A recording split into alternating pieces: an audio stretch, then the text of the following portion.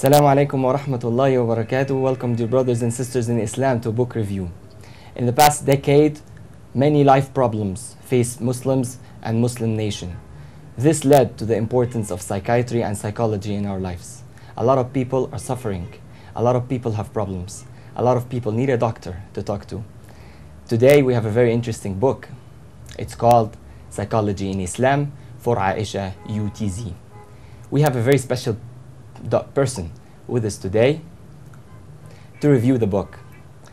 We're proud and pleased to have with us Professor Hashim Bahari, the head of the psychiatry department in Al-Azhar University. Professor, welcome. Thank you for being with us. We really appreciate it. Thank you very much. Welcome. Professor, we want at the start of the episode to define psychology. So can you give us a small definition of psychology? Okay, sure. Psychology is a human behavior that give you a chance to know others, how they are behaving and how they are reacting to any situation. And what about your reaction at the same time, reacting to this person and reacting to the same situation. So it's the action towards the situation, Yes. and the reaction you get when you're put in a situation, or what? Sure, yes. Okay. I understand others, understand myself, and the relation between each other, and so we called it transactional psychology. Transactional psychology. Yes, so we Interesting. understand others, and one of the most important psychologists which has been in the field of the transactional analysis, which is Eric Berne, and he put a very famous book, bestseller book for over 3 years. Subhanallah. It's called Games People Play. Games people Play. play. Yeah. And be translated Okay. to Arabic called Psychological Games by Dr. Raga Nayet about 15 years ago here in Egypt.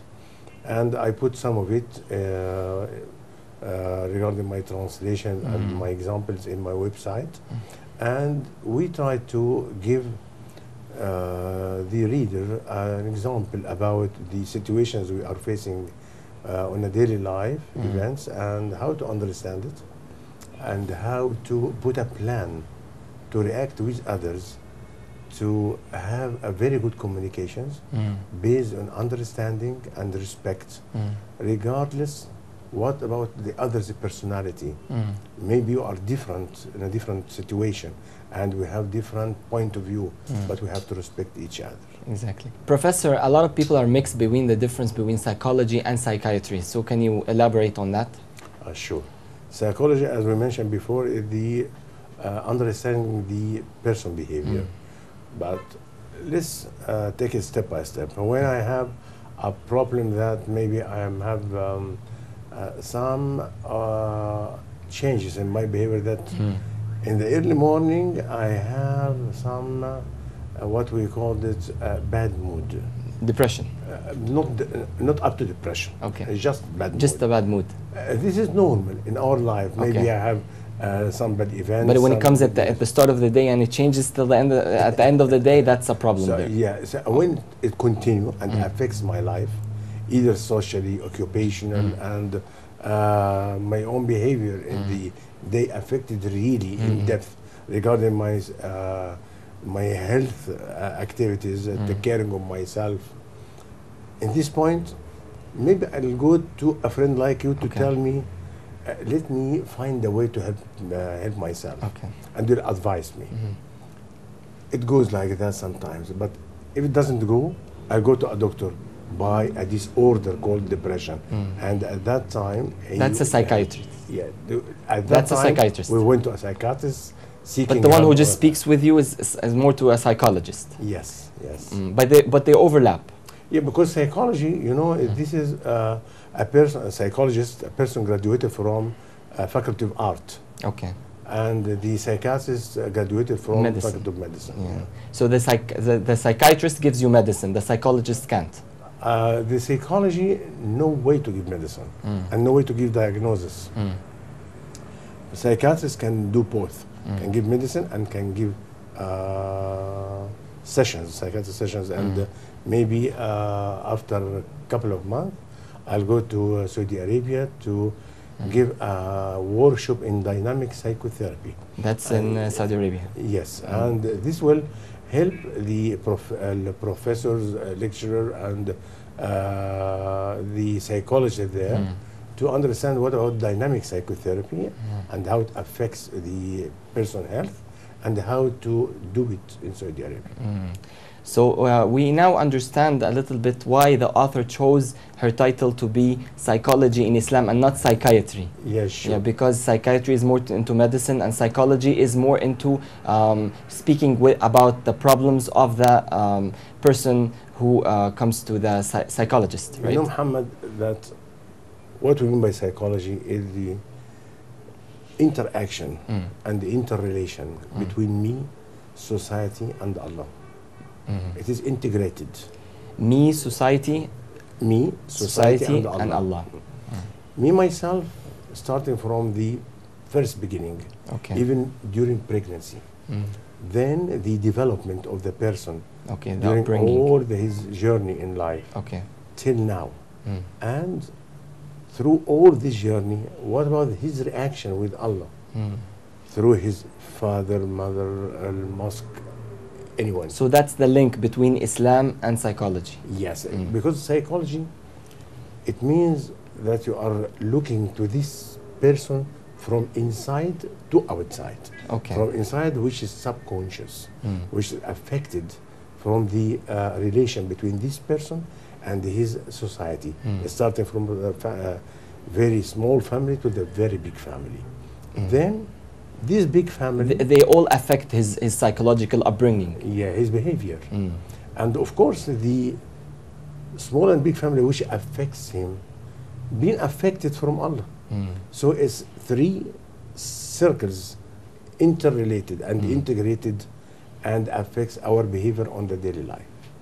The author moves through these three steps or three stages, and she explains each of them, right? Yeah, and there are many subjects in her book which are related to the psychology, starting from the understanding myself, understanding others, understanding the relation between me and others, and the relation through the divine revelation, through Quran. She understands all these psychological subjects through Quran, and that's the difference between psychology, if you read it from a psychological book, or if you study psychology, and when you look at psychology from an Islamic perspective. And that's, I think, what she's trying to show in her book. You know, Hamad, they are interrelated to understand yourself, understand your behavior, others' behavior, through understanding your steps. Number two, understanding Quran, understanding the Prophet Muhammad sallallahu alaihi wasallam behavior, and his relation between him and his companies. To understand all this, you are building your own personality. And this is very clear in her book, which is really give you a chance to understand how you build your personality and how you give yourself a chance to understand why you are doing that and why others are doing something different. So if we want to give an example about the motivation, which is a very important part out of in psychiatry and in psychology, when you have a patient who is unmotivated, he has no aim in life, he's not striving to be successful, the motivators are different. Give us an example of a motivator from an Islamic perspective, as she was talking about in her book. As a doctor, I have to find the motivation from the patient himself. I can't give him a motivation coming from my own.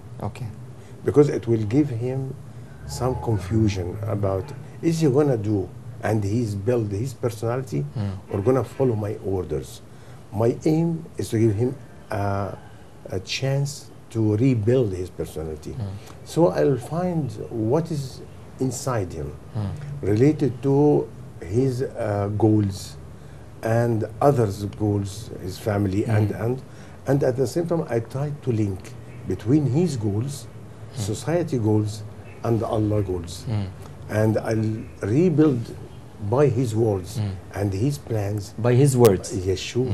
I have to motivate him through himself. So I'll build what he is gonna do and his plan and his motivation coming from his inside. And it will be very good to have a great motivation, like I want to be a good person for myself.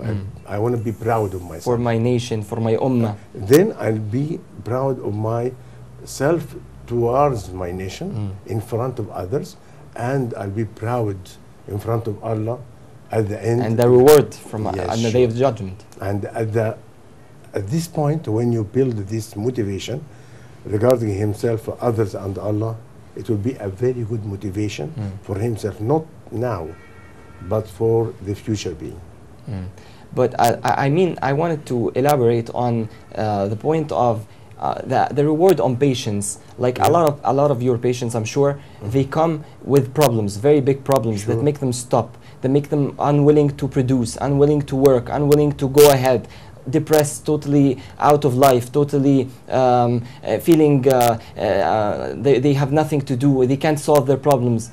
I think that, for example, the role of the reward on patience, the reward on the day of judgment, Inna Allah yuhibbu sabirin, that Allah loves the patient, the reward of having a problem and being patient on it, being sure of Allah, asking Him, being a slave to Allah at this point. I think this is a very strong motivator. Okay, let me tell you, Muhammad. I consider what you mentioned, of course, it is completely right. But the patience, the sabr, and the end point of my effort in my life depends on the logic thinking and scientific thinking. I have to define with my patient what about his life goal, then how to do it, the timing factor, when we are going to do it. Then if there is any obstacle in front of you and how to overcome it. So we are gonna look into all these factors. Yes, sure. And they differ from a person to another. Sure. We have to consider that we have a problem, and we thank God about this problem. And we'll tell him during praying that Alhamdulillah. Then we have to think between me and myself and with the doctor how to overcome it through logic thinking. And maybe we're gonna help him by some medicine, but we depend and we rely on his abilities and his capabilities to do something for himself, depending on himself. Exactly, I agree. I think this is very beneficial if the patient you have like does not have the very strong iman to be motivated by such motivators, Islamic motivators, such as putting into mind the reward on the day of judgment. So it differs from a person to another. Sure, and this is my own goal, to let the patient depend on himself. You know, if my plan that I'm putting the patient depending on my abilities and my medicine, by this way, I'll push him to be my own slave or the medicine slave. All the time, I'm pushing the patient to be depending on himself, to discover and rediscover his PowerPoint and to see it. When a person knows that there is a power in himself, he will develop it and make it more mature. The power of solving problems. But there is a soul power.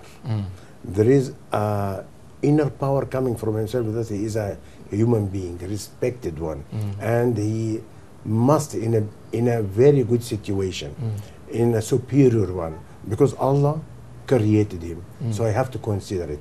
I have to be really a respected person. So let's do it together. Let's discover your abilities and how to do it through logic thinking. And that's the way you approach.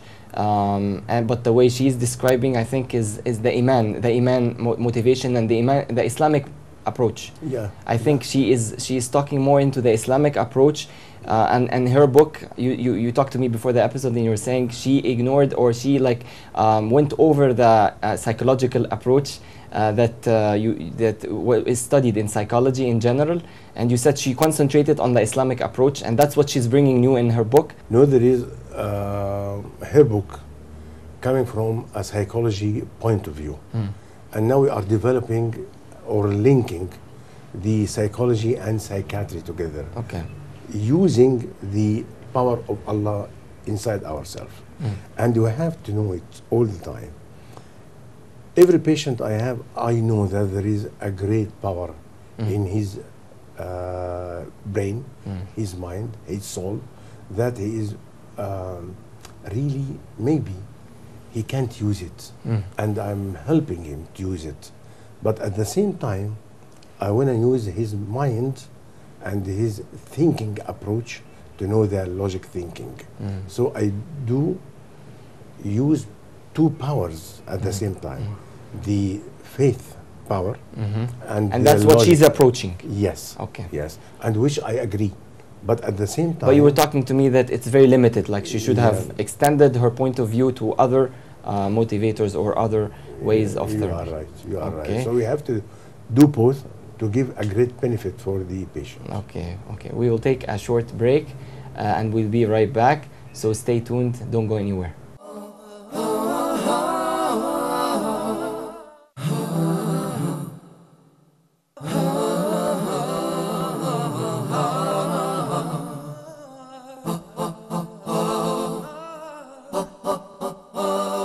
Welcome back, dear brothers and sisters, to Book Review.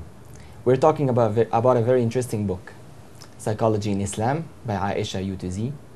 We have with us Professor Hashim Bahari, Professor and Head of the Department of Psychiatry, Al-Azhar University. Welcome back, Professor. Welcome. Professor, we stopped at the two stages or the two approaches for psychiatry or psychology. Yeah. Faith, and we said we were going to talk about the second one. Yeah, which is logic thinking. Logic thinking. Yeah, and we have to use both of them because they are integrated and related. You know, there is a new approach of treatment called the holotropic therapy.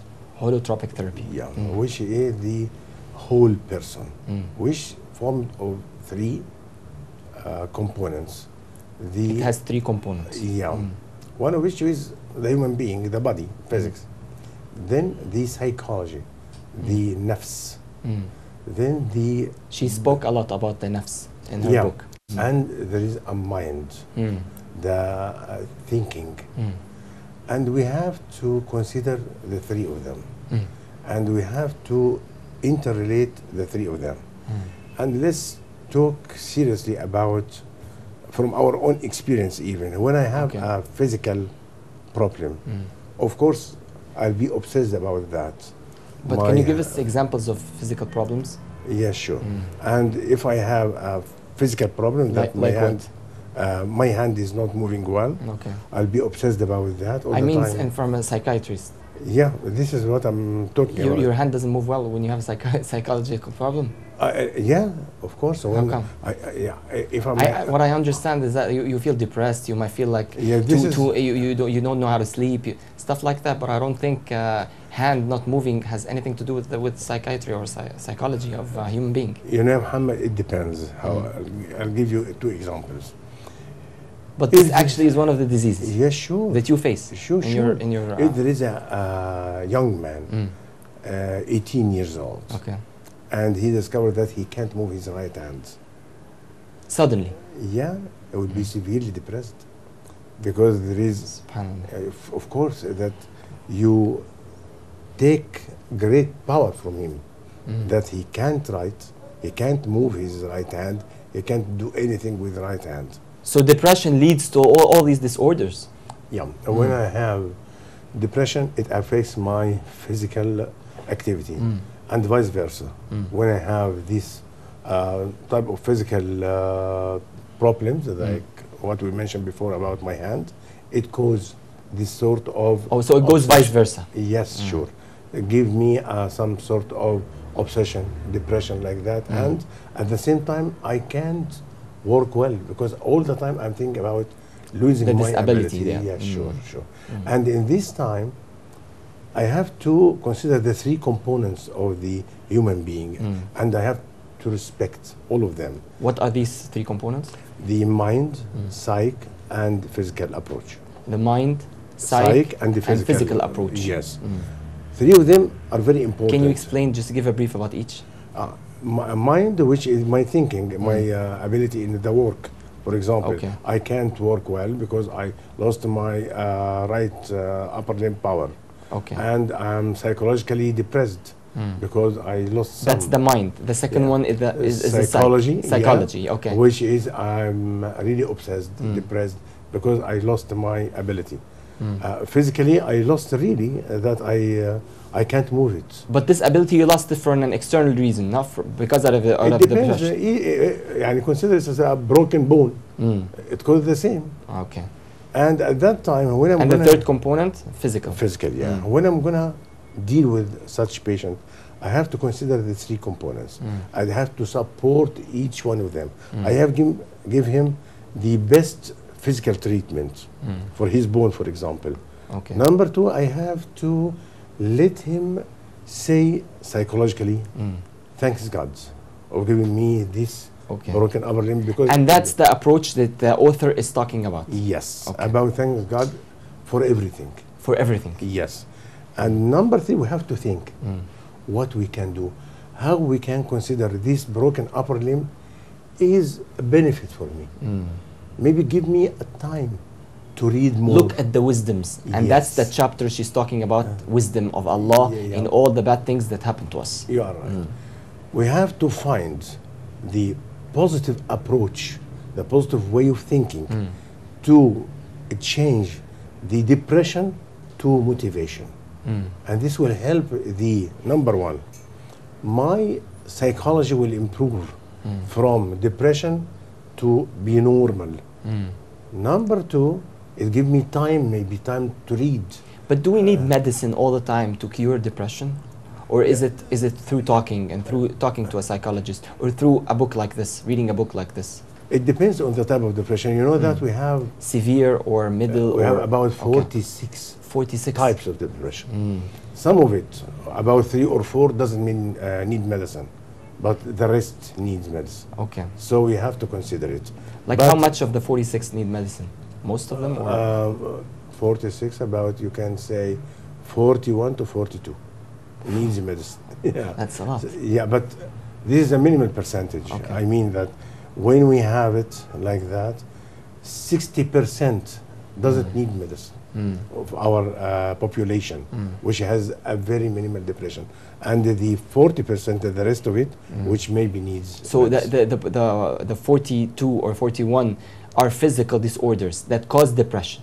That's right? Both. Okay. Sometimes the physical depression, the physical situation causes depression, or the depression causing what we call the somatization or psychosomatic.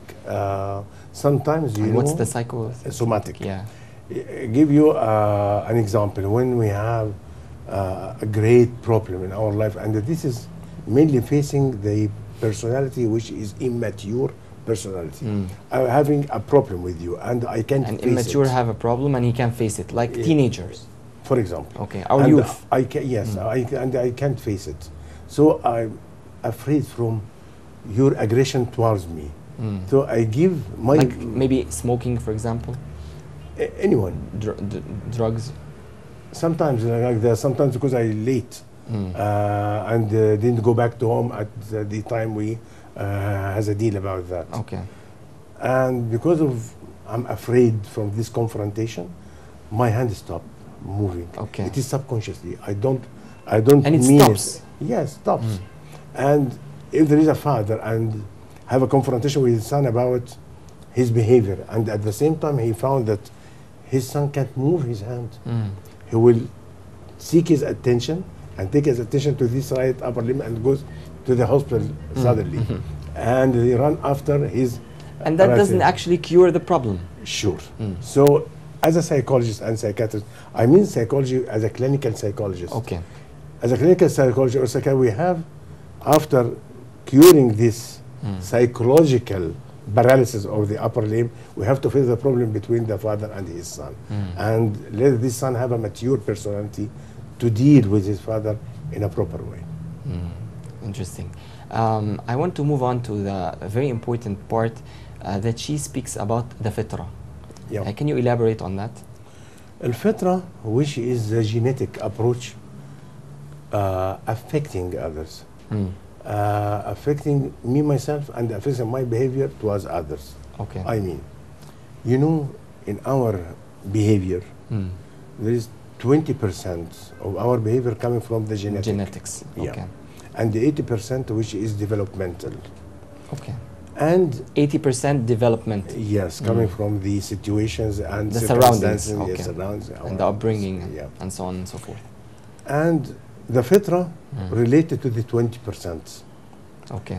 And the genetic is coming from your father and mother. Mm. And your father took his genetic behavior from his father and mother and goes to many years in the back time. And I mean الفطرة هنا الفطرة it means that I am dealing with a situation related to our civilization. Let's give an example of anger. Anger can be hereditary, and you get it out of your parents and through genetics. How can you cure that? How can you face that, as she was talking let me about? explain it at first, Okay. Muhammad. When there is anger, or there is a kindness, or a good manner, is coming from the genetic. And it takes about 20%, no more. But if we're gonna use it culturally, I mean developmentally, by the family, you will maximize it. And you will use your fitra in a proper way, so you'll improve it till a great picture in your behavior that I'm in my fitra and I develop it to very good behavior. Or controversial, that I have the anger and I don't go to anger management. Okay. I go like Al Capone in Italy. They are coming from a criminal family. They found the only family in the whole history. Their genetic is 35% of their behavior. Subhanallah. Yeah, because they are marrying from each other. It's a very They are very interesting close point. family. Yeah. It's a So very interesting their point. behavior maximizing their criminality, and they are taking the fitra by this way they're to saying- maximize it as a okay. criminals. They're saying this is the reason for it. So it depends on, Unfortunately, yeah. Professor, we ran out of time. We would like you to be with us the next episode to continue this very Sure. interesting book and this very interesting review. Thank you for being with us this time. We really Thank you. appreciate it. It's our pleasure. Thank you, dear brothers and sisters, for watching this very interesting episode of Book Review. Till the next time, we leave you in the care of Allah. Assalamu alaikum wa rahmatullahi wa barakatuh.